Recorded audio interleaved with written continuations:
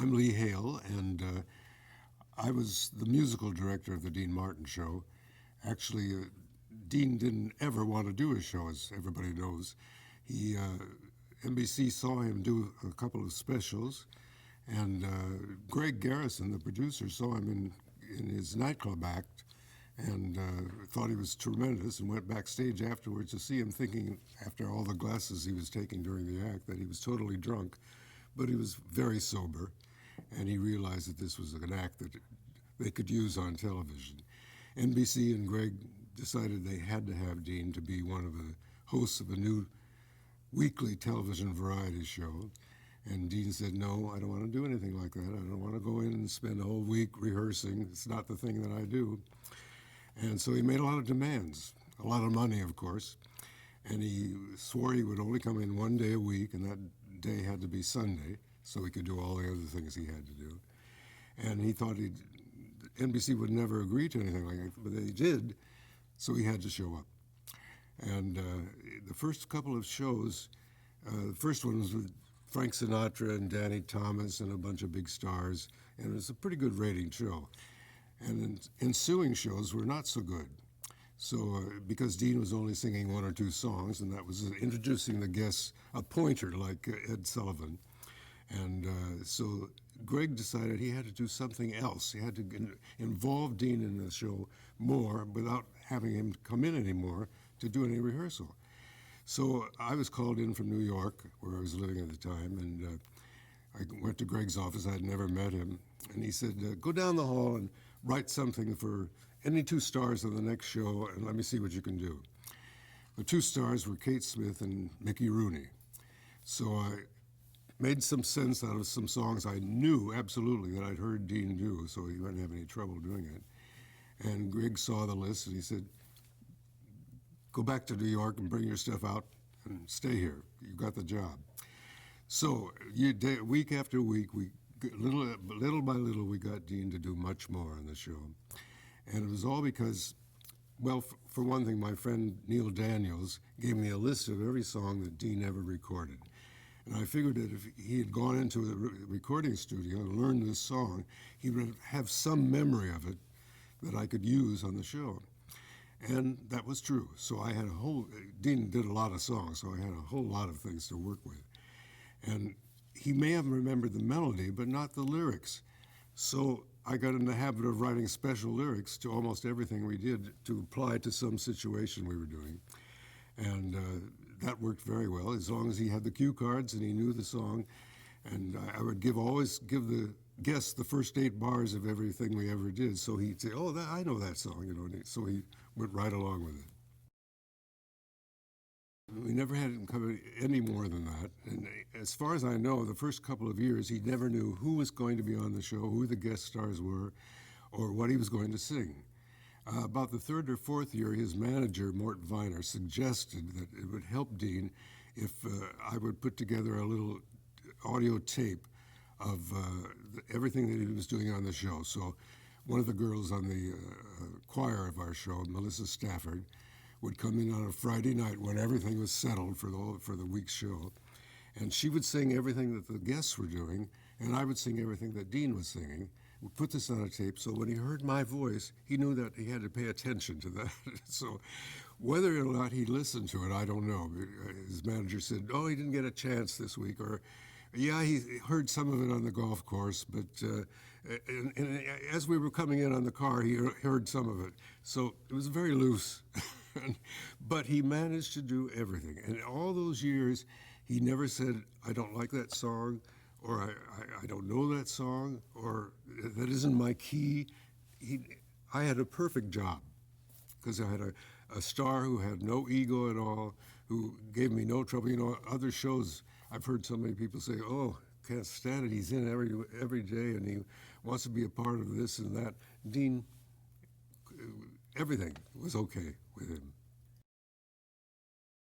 He was always on time. He came in at 1 o'clock on Sunday, and usually went right to the orchestra.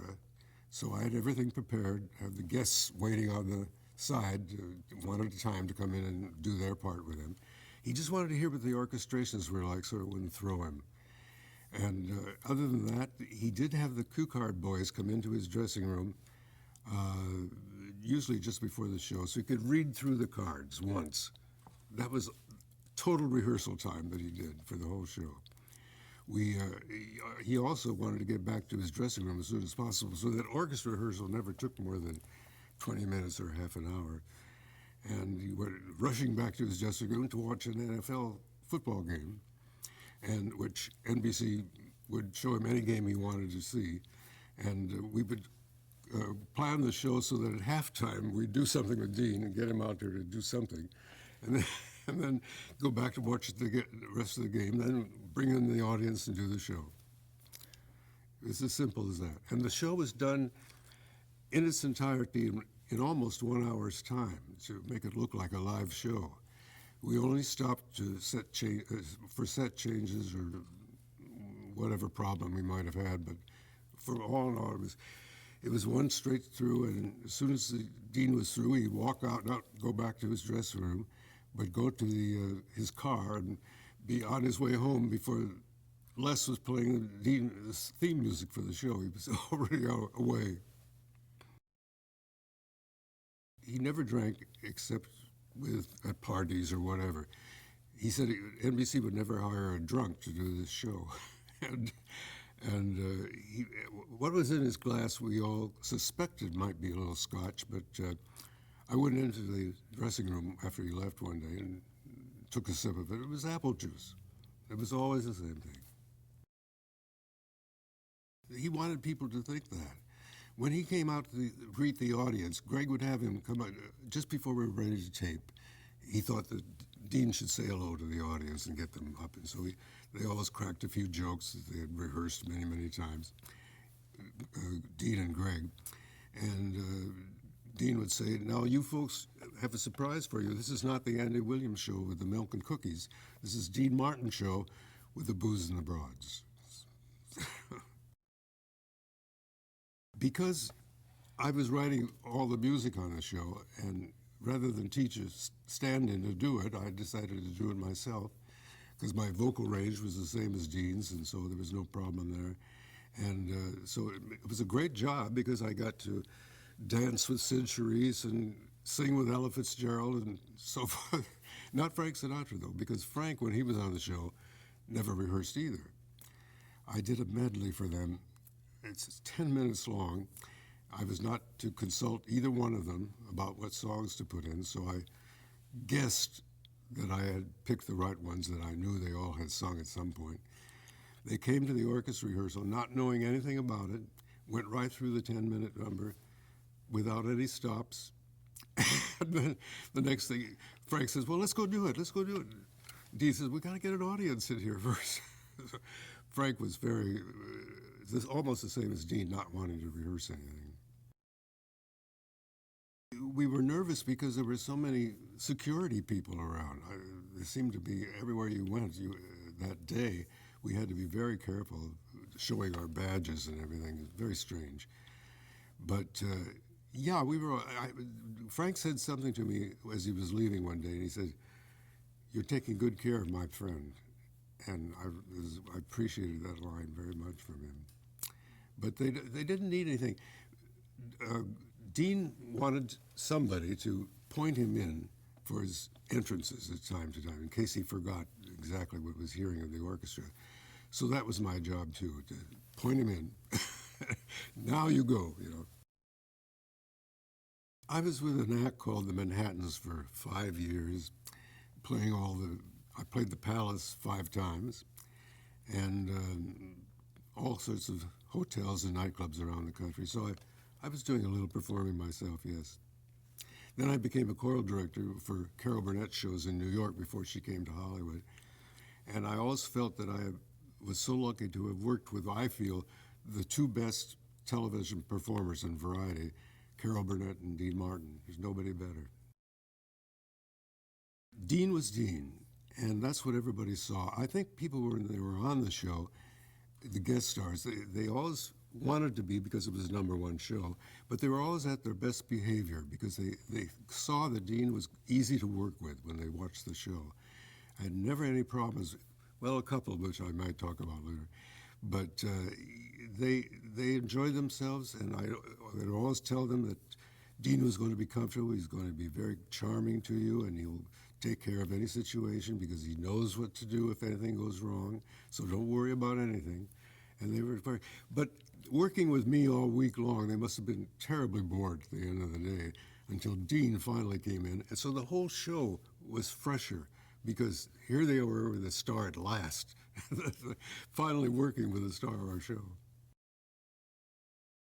There were many stars on the show who objected to not seeing their co-star, especially people like Zsa Zsa Gabor, who complained constantly about not being working with her star, working with me all week long. But yes, that was their job. I mean, they signed a contract that they would be in for 3-4 days before the show. Dancers particularly had a lot of, like Sid Charisse and Juliet Prowse, had to work all week long very hard. The singers, not so much. They may come in 2 or 3 days. But they knew that at the last minute, Dean, after they did the show once, then they knew everything was going to be all right the next time they came on. If Dean thought that a situation, a song or a medley or something was not going as well as it should, he would do a pratfall in the middle of, for no particular reason at all, but the audience would wake up and so would the co-performer he was working with. He did it with Sammy Davis. He did it with Tony Bennett.